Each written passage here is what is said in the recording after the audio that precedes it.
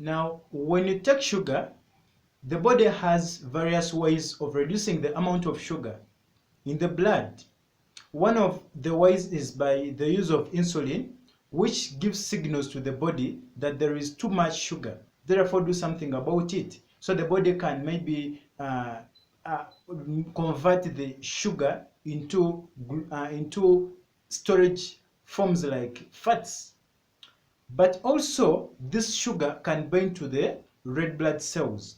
Red blood cells are these cells in our body that are responsible for the transportation of oxygen and carbon dioxide throughout the tissues. And it is also which makes our blood red. That is the red blood cells. It should be about 5.7% of it. If it goes to about 6.4% of the red blood cells that are binding with the sugar, then you have a high chance of getting diabetes mellitus. And when it goes beyond that, then you have diabetes mellitus. But now there are so many things. This thing is normal. But when it goes beyond, for example, I've said if it goes beyond 5.7%, then there is a problem.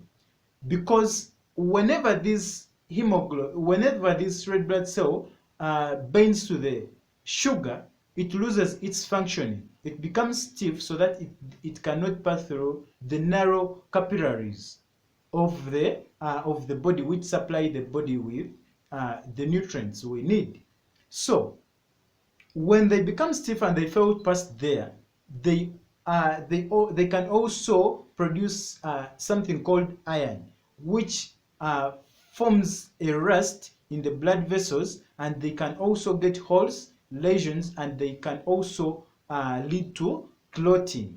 This is also associated by other things like pain. You can still get pain, you can get numbness, because your tissues are being starved of oxygen. They are dying out. So the tissues are dying out and the nerves are dying out. Therefore, you will get pain, you get numbness, you get burning sensations, you get things like tingling in your fingers, in your feet, in your toes.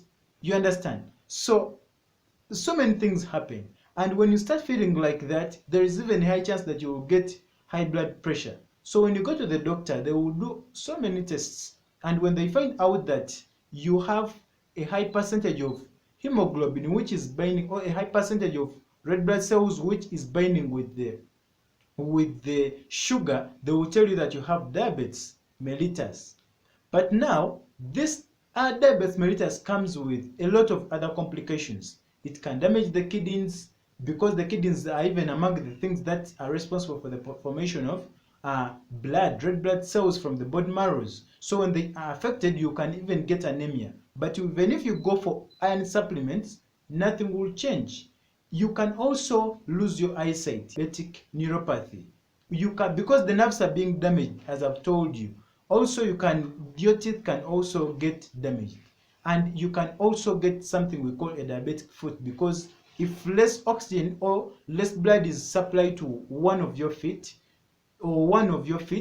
it will die out, and then they will cut it off. So you can also get increased body weight. You can also get a fatty liver, because weight is also associated by a fatty liver. By the way, if you have a big belly, there is a high chance that your liver has a problem. You should note that.